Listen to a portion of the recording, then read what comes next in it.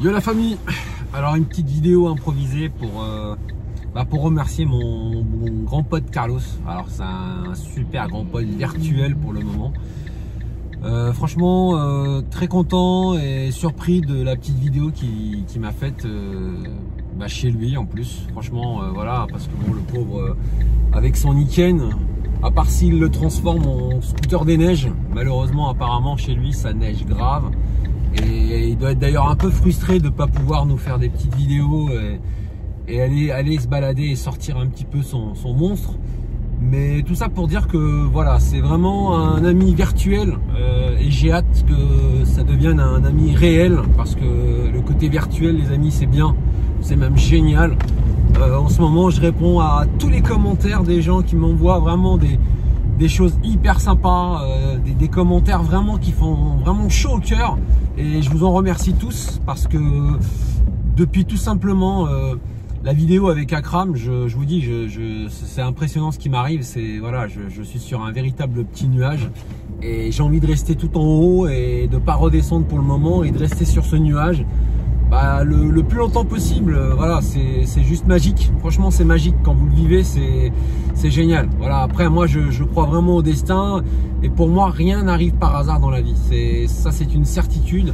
Voilà, je pense que Rabbi Subhanahu, là-haut, il nous guide vraiment, il nous fait croiser les bonnes personnes quand il vous aime bien. Voilà, c'est vraiment important. Et puis bon, je pense que la vie, de toute manière, elle est faite que de choix, de bons ou de mauvais choix. Mais voilà, il se trouve que le monde est vraiment, quand on dit que le monde est petit, les amis, je vous le confirme, le monde est très petit.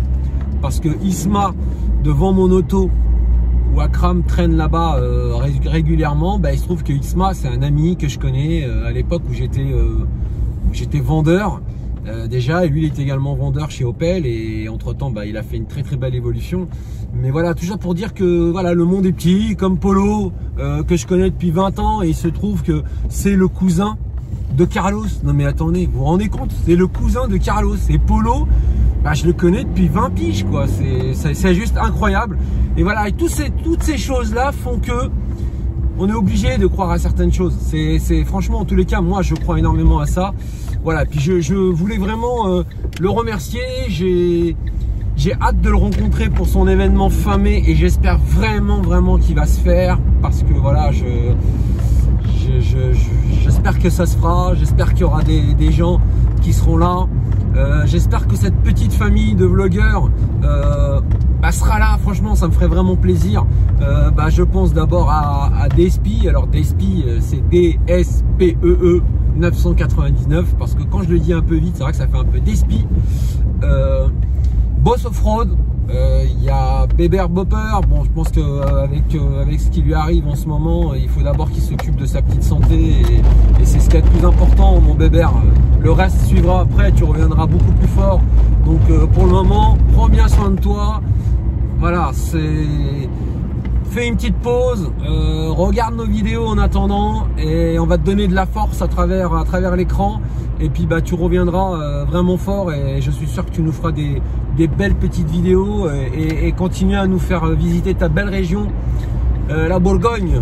Et je viendrai Inch'Allah te voir en Bourgogne, parce que qu'est-ce que j'ai pu traîner à Autun avec des amis, dont un, des gens de sa famille avaient une maison de campagne magnifique à Autun, mais vraiment très belle maison.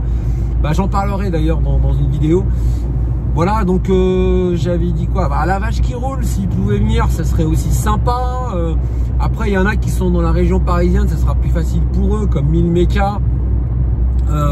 Après, je sais pas si Carlos va réussir à ramener des contacts qu'il a, comme Chris RS, Nablon R, voilà, parce que Carlos il connaît quand même du monde. Il y a Diabolique que j'ai rencontré récemment. Demain, on va préparer une grosse manif, les enfants. Alors là, c'est the grosse manif, et puis il faut vraiment être présent, il faut être là, parce que là, l'interfile, le coup de l'interfile, c'est juste d'une débilité, mais sans nom. Parce que si vraiment tous les motards jouaient le jeu à rouler comme des voitures, mais je vous raconte pas les kilomètres de bouchons, surtout pour ma part en région parisienne. Et puis qu'est-ce qu'il y a de plus dangereux que d'être entre deux voitures pour un motard? Eh mais mes amis, vous êtes la saucisse entre deux tranches de pain. Là, si jamais un gogol qui regarde son téléphone, et il y a que ça autour de nous, là je regarde, il y en a plein, j'en vois plein là. Eh ben si jamais vous êtes tranquillement derrière une voiture à attendre et que lui, il arrive derrière sans regarder parce qu'il est sur ses textos et qui vous rentre à l'arrière, eh ben je vous laisse deviner dans quel état vous pouvez être et dans quel état peut être votre monture. Alors moi, le mec déjà, je le finis. Ah là les gars, je le finis sur le capot parce que mes machines, on n'y touche pas. Ça c'est clair. Mais tout ça pour dire que c'est vraiment d'une grande débilité. Et ce gouvernement, avec en plus l'état actuel des choses, avec cette crise sanitaire, franchement, est-ce qu'ils ont besoin de nous rajouter ça? Franchement. Et il y a un truc très très important que j'aimerais moi profondément et que je réclame depuis des années. J'aimerais vraiment qu'ils nous fassent des vraies statistiques, vraiment sur les accidents, etc. Mais entre les scooters et les motos, parce que c'est pas la même chose les amis. Un scooter et une moto, ça n'a rien à voir. Un motard normalement, il a son équipement. Je dis bien normalement, mais dans la majorité, c'est le cas. Un motard fait très attention à sa machine, donc il l'entretient, donc il roule pas sur une poubelle. Il a son équipement. Moi, pour ma part, j'ai même mon gilet d'airbag. Et un scooter, je suis désolé, c'est plutôt fonctionnel. Les gens sont souvent, bah voilà, ils vont au travail avec, petite pompe de ville, costard, cravate. Voilà, je comprends parce que s'équiper, c'est très très long. Franchement, quand tu vas t'équiper, des fois quand tu es pressé, tu vas plus vite en prenant ta voiture pour faire ta course que de t'équiper. Parce que entre mettre les gants, enfin avant de mettre les gants, mettre les bottes, mettre ton pantalon coquet, mettre ton blouson, mettre ton gilet d'airbag, mais c'est trop long, je comprends tout à fait. Mais par contre, ça va de notre survie. Donc l'équipement, il ne faut pas lésigner avec l'équipement les amis. Vraiment, vraiment, c'est quelque chose de très très très important. Et pour avoir eu des accidents, je peux vous dire que c'est la seule chose qui peut minimiser l'accident, voire vous sauver la vie. Voilà, tout ça pour dire que cette manifestation, vraiment, j'espère qu'elle sera suivie, mais dans toute la France.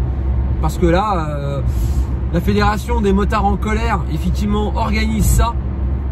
Et je pense que ça sera quelque chose d'énorme. Parce que moi, la dernière manif que j'avais faite, c'était quand ils voulaient nous mettre un contrôle technique moto. Et je peux vous dire qu'à Paris, on avait fait du bruit. Hein. Ah ouais, on avait fini devant l'hôtel de ville. Mais je peux vous dire que c'était noir de monde. Et sur le périph', il n'y avait que nous. À un moment donné, ils ont dû même bloquer pour laisser passer les voitures avant de nous laisser passer. Voilà, c'est impossible de rouler comme une voiture en deux roues. C'est juste aberrant. Et puis ce qui serait bien, c'est que les constructeurs, les concessionnaires nous adoucissent. C'est dans leur intérêt. Parce qu'autrement, leurs ventes, mais elles vont plonger comme jamais. Mais attendez, rouler comme une voiture, vous n'avez que des inconvénients. Il n'y aura plus aucun avantage à avoir une moto, les amis. Ça ne sert plus à rien. Là, c'est pas la peine. Autant rouler en Can-Am. Vous savez, cette moto avec très très large. D'ailleurs, j'ai des amis qui l'ont parce que on peut la conduire avec un permis voiture, avec un coffre en plus, un véritable coffre à l'arrière, deux roues très larges à l'avant, avec une roue uniquement à l'arrière. Mais on va tous rouler avec ça, les amis. Ça sert plus à rien d'avoir des motos. Mais il faut les mettre au placard, il faut les mettre à la casse. C'est comme, là j'ai lu un article, la maire de Paris, elle est complètement tarée. Mais franchement, moi ce qui m'énerve le plus, c'est tous ces gens en haut du pouvoir qui n'ont jamais posé leur cul sur un deux roues et qui se permettent de sortir des lois. Mais putain, mettez-nous un ancien motard là-haut, il saura de quoi il parle les amis. C'est ça le problème de ce monde en général. C'est qu'on met des gens, on les parachute par le haut sans connaître le bas. Et ça, c'est une plaie, c'est un véritable problème. C'est juste pas possible. Et là, il faut vraiment, vraiment qu'on laisse pas passer ça. Mais vraiment, moi, je pense que là, c'est vraiment très important. Mais voilà, à la base, je voulais remercier Carlos pour sa vidéo. Et bah, j'en profite pour un petit coup de gueule. Parce que c'est un coup de gueule quand même important. Et c'est vrai qu'il faudrait que les professions nous suivent. Voilà, les constructeurs moto, les concessionnaires, tous ces gens-là, parce que sinon, c'est pas possible. C'est juste pas possible. Et franchement, bah voilà, rouler en moto derrière des voitures, c'est dangereux. On va se prendre, mais vous imaginez la pollution, mais c'est pas possible de rester statique comme ça, en plein dans les bouchons. celui qui vous dégage des gaz d'échappement devant avec sa voiture ou son utilitaire tout pourri. Mais attendez, c'est juste pas possible. Non, non. Là, les amis, il faut vraiment se réveiller. Je pense que c'est très important. À mon avis, on les fera reculer, ça c'est sûr. Ils vont peut-être repartir encore sur peut-être 4 ans encore. Je sais pas. Mais en tous les cas, quoi qu'il arrive, on va pas se laisser faire. Ça, c'est hors de question. C'est pas possible. Voilà. Bah écoutez, je vous dis merci. Merci à tous. Merci du fond du cœur pour tous les nouveaux abonnés qui se sont rajoutés. Mais vraiment, vrai merci. Merci beaucoup. Beaucoup, en fin de compte, m'ont complimenté sur ma thématique souvenirs et anecdotes. Donc, sachez que voilà, ça continue.